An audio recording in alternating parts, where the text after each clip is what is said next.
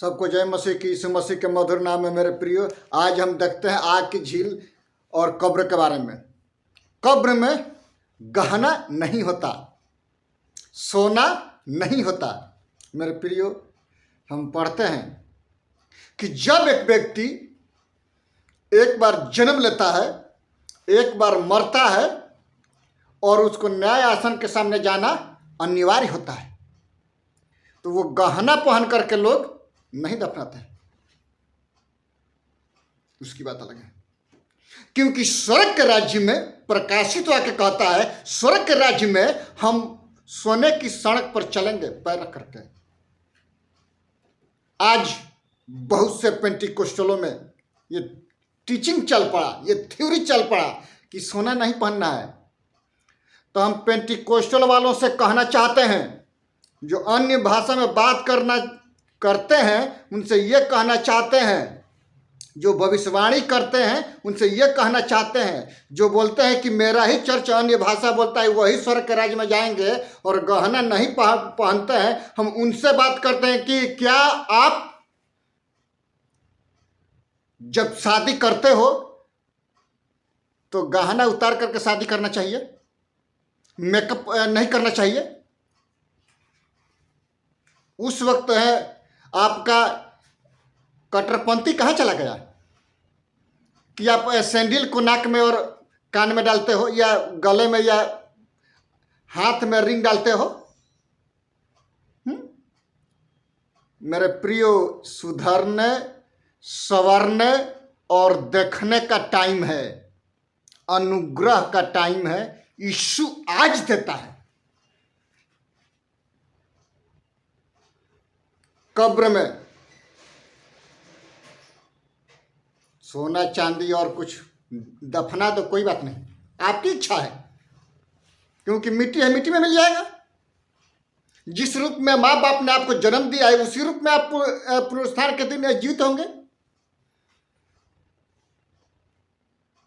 यीशु मसीह बादलों पर आएगा 7 साल के लिए, और पृथ्वी पर कलीसिया है तो पवित्र आत्मा उठा लिया जाएगा। और जितने मसीह में मरे हुए हैं, क्या ही धन्य हुआ व्यक्ति जो पहले पुनरुत्थान की भागीदार है, उस पर दूसरे मृत्यु का छाया नहीं होता। क्योंकि जब यीशु मसीह के पास वो चले जाएंगे बादलों पर 7 साल के लिए, तब पृथ्वी पर महाकलेश होगा। 3.5 साल नॉर्मल रहेगा, खाना पानी दान आटा प्याज सब मिलेगा, लेकिन 3.5 साल लोग जलते जलते बचेंगे। अपने शरीर के शक्ति से वो बोलेंगे कि हम ना खाएंगे ना पिएंगे, हम मर जाएंगे, लेकिन यीशु से मिलने के लिए जाएंगे। महाक्लेश बोलते हैं उसको। इसमें हम पढ़ते हैं कि कब्र में जाना आग की झील नहीं है, क्योंकि जब यीशु मसीह बादलों पर जब पृथ्वी पर आएगा, जैतून पर्वत फट जाएगा। 1000 बरिस राज्य करेगा। 1000 बरिस के बाद शैतान को कैद से छोड़ा जाएगा, क्योंकि आदम हवा को अदन की बाग में आत्मा के द्वारा परीक्षा हुआ था, ना कि शरीर के द्वारा।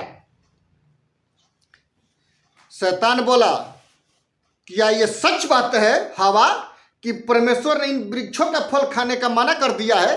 तो बोलती कि नहीं, जो बीच में बुरे और ज्ञान का वृक्ष है उसको परमेश्वर खाने के लिए मना किया है। उसने बोला कि तू जिस दिन खाएगी उसी दिन तेरा आंख खुल जाएगा और तू परमेश्वर के तुल्य हो जाओगी, उसके समान हो जाओगी। अब इसके माइंड में आया, ज्ञान केंद्र में घूमने लगा, बुद्धि के केंद्र में। बुद्धि का केंद्र, भावना का केंद्र और इच्छा शक्ति बीच में होती है। मेरे प्रियो, जब बुद्धि और भावना जब मिलती है तो इच्छा शक्ति को दबा देती है, वो जबरदस्ती काम करने लगता है।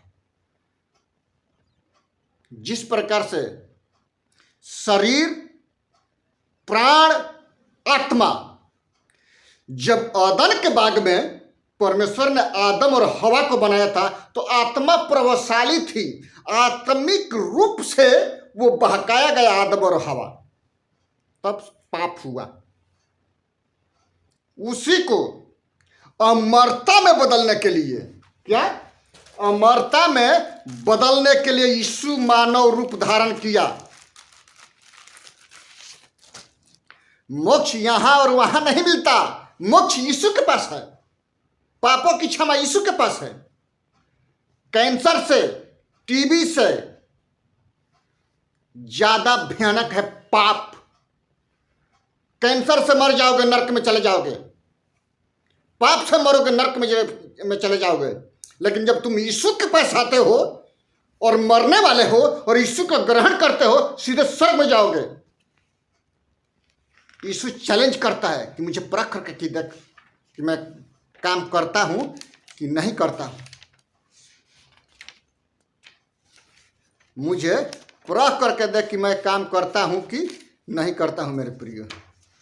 वो कहता है कि परखना है और तब जा करके देखना है। ऐसा ही नहीं है। यीशु एक हम पढ़ लेंगे, अस्तोमा सदगमय तमसोमा ज्योतिर्गमय मृत्रोमा अमृतगमय तमसोमा सदगमय अस्तोमा सदगमय। है परमेश्वर, हमको असत्य से सत्य की ओर लेके चल। सत्य में जयते, अशोक चक्र पर लिखा हुआ है कि सत्य की विजय होती है। रुपया पैसा पर जो अशोक चक्र है उस पर लिखा हुआ है सत्य में जयते। हमको सत्य की ओर लेके चल, क्योंकि सत्य कड़वा होता है। अस्तोमा ज्योतिर्गमय तमसोमा ज्योतिर्गमय, अंधकार से ज्योति की ओर लेके चल। ज्योति कौन है? यीशु मसीह। जगत की ज्योति मैं हूं, मुझ पर विश्वास करो। दिया जला करके लोग खाट के नीचे नहीं रखते हैं, ना चरपाई के नीचे रखते हैं, चौखट पर रखते हैं कि ताकि बाहर और भीतर वालों का उजियाला मिले। सोचिए, मृत्रोमा अमृत गमय, हमको मृत्यु से अमरता की ओर लेके चल कि ताकि मैं कभी मरूं नहीं। अनंत काल का जीवन देने यीशु आया मेरे प्रियो। मोक्ष की प्राप्ति है तो यीशु के पास। सोचिए, कब्र में गहना लोग दान नहीं करते हैं, उस गहना के बारे में बात नहीं करते हैं। यदि तुम सारे संसार को प्राप्त कर लीजिए आप और अपने प्राण की हानि उठाए तो क्या फायदा है? क्या फायदा होगा उसे?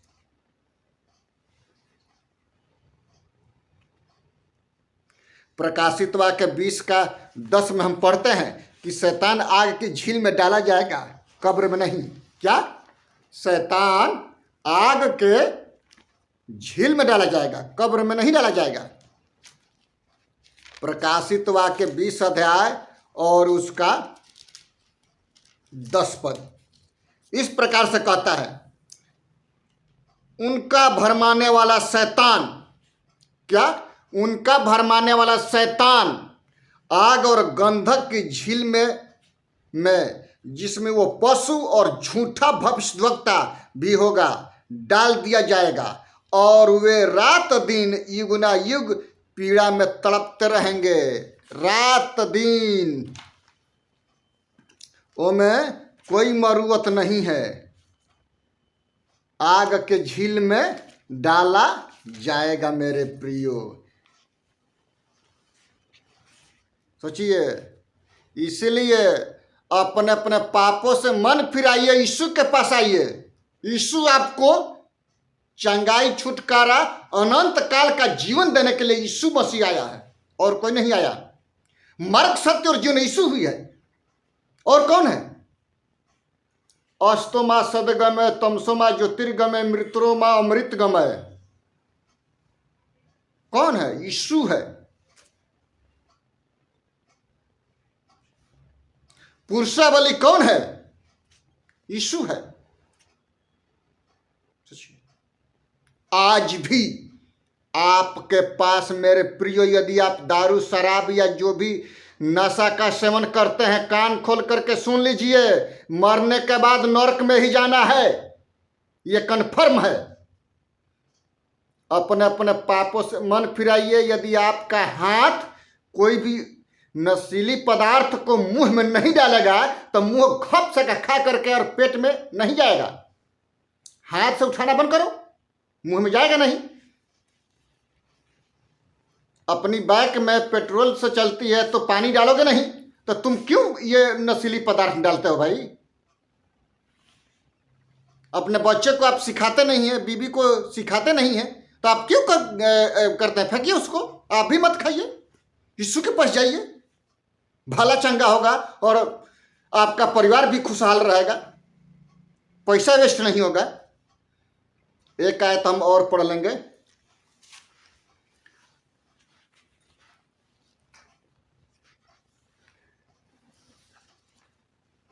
मत्ती 23 अध्याय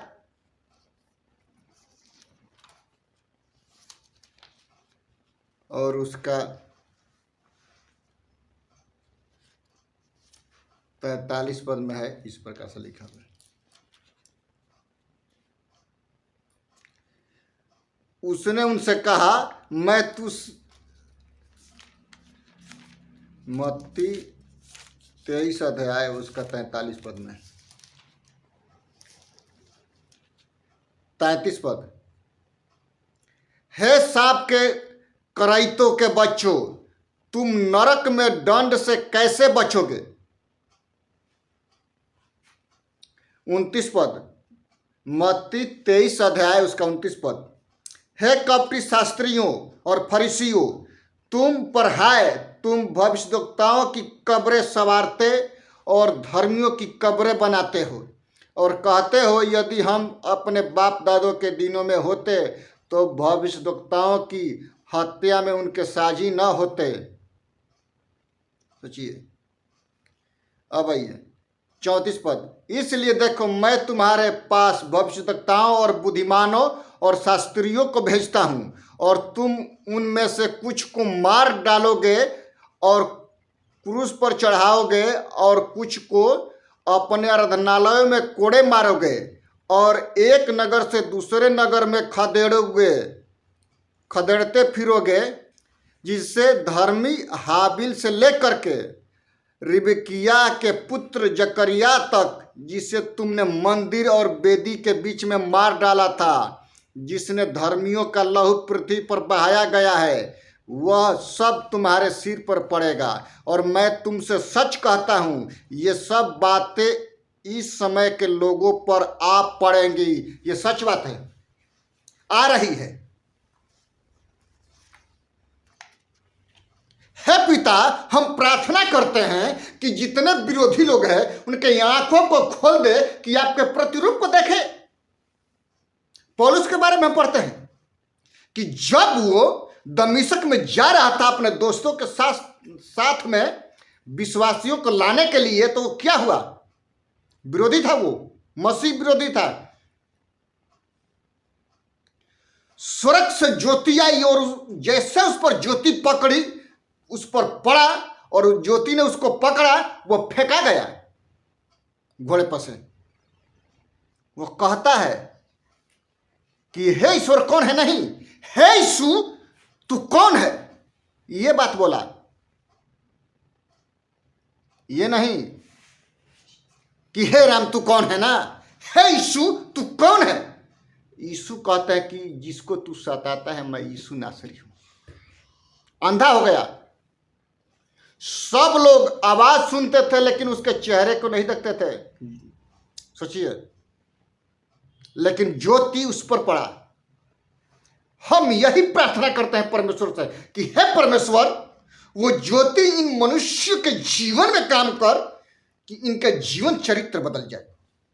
मेरे प्रिय, इसमें हम पढ़ते हैं कि आग के झील में डाला जाएगा, ना कि कब्र में। सोचिए, ना कि सियोल में, नहीं। आग का झील जलता है, बुझता नहीं। बहुत से हमारे भाई बहन भूतपूर्व के हैं जो लेखक हैं, स्वर्ग दर्शन में बहुत सारी बातें बताए हैं, लिखे हैं।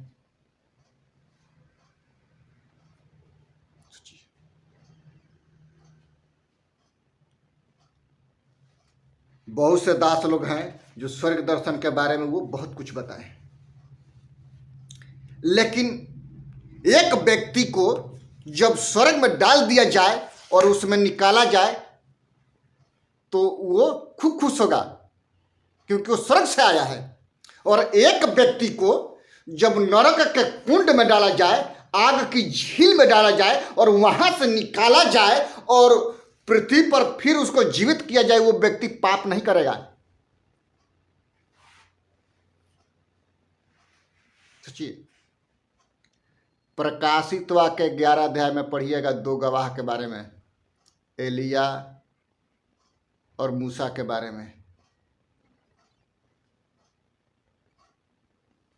जिसने पानी को लहू बना दिया, समुद्र को फाड़ दिया। सोचिए,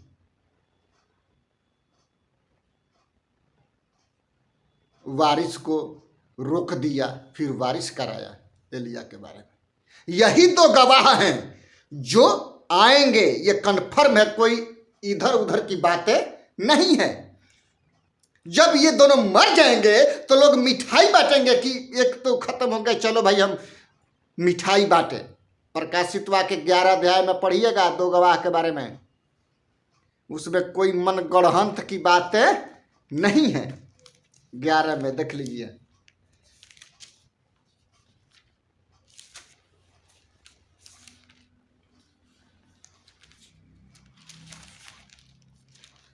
दो गवाह के बारे में।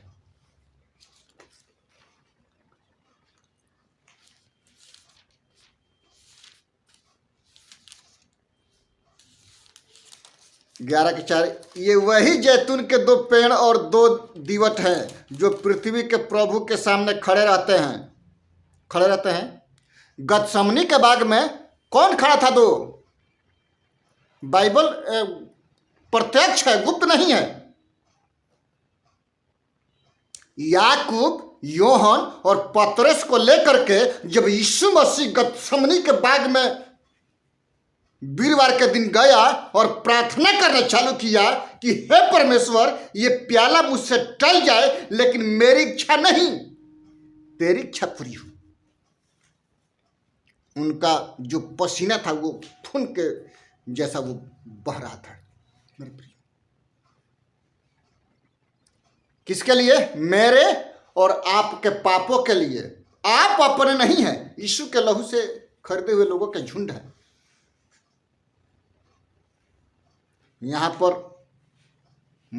मूसा और एलिया गतसमनी के बाग में आते हैं, उनको ढाढ़स देते हैं, यीशु मसीह को बातचीत करते हैं। तो पतरस क्या बोलता है कि हे प्रभु, यहां पर रहना हमारे लिए बहुत अच्छा है, क्योंकि 3 मंडप बनाएंगे, एक आपके लिए, एक एलिया के लिए, एक मूसा के लिए।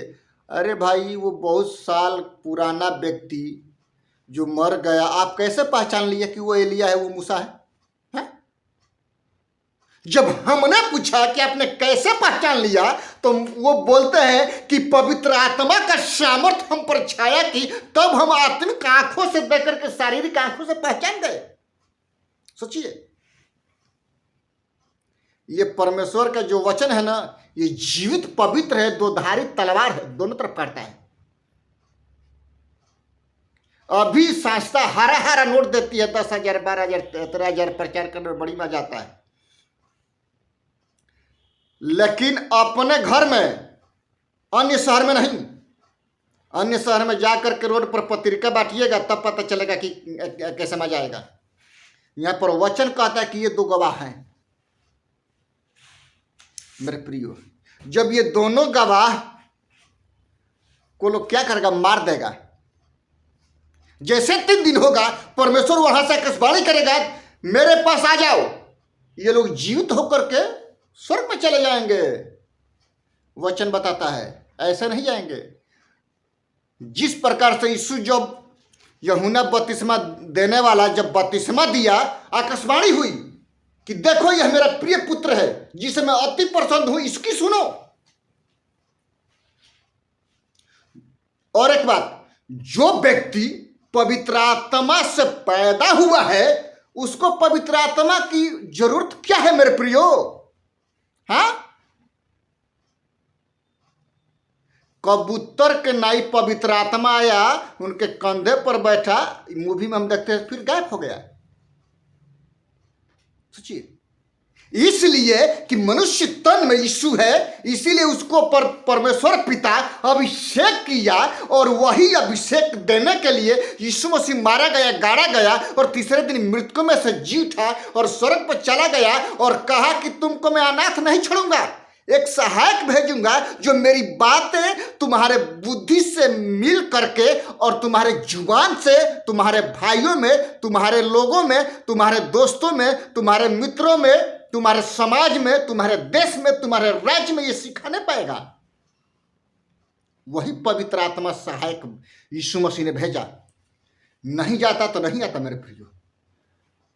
इसीलिए यीशु कहता है कि चाहे तेरा पाप किसी भी रंग का क्यों न हो, मैं ऊन की तरह श्वेत कर दूंगा, और मैं अपने बाहों में लेकर के हमारे दूत स्वर्ग में खुशियां मनाएंगे जब यीशु को आप मानते हैं मेरे प्रिय तहे दिल से। तो स्वर्ग में सम्मेलन होता है, खुशी होता है कि पृथ्वी पर एक मनुष्य यीशु के राज्य में आया है, कवच पहन करके अमरता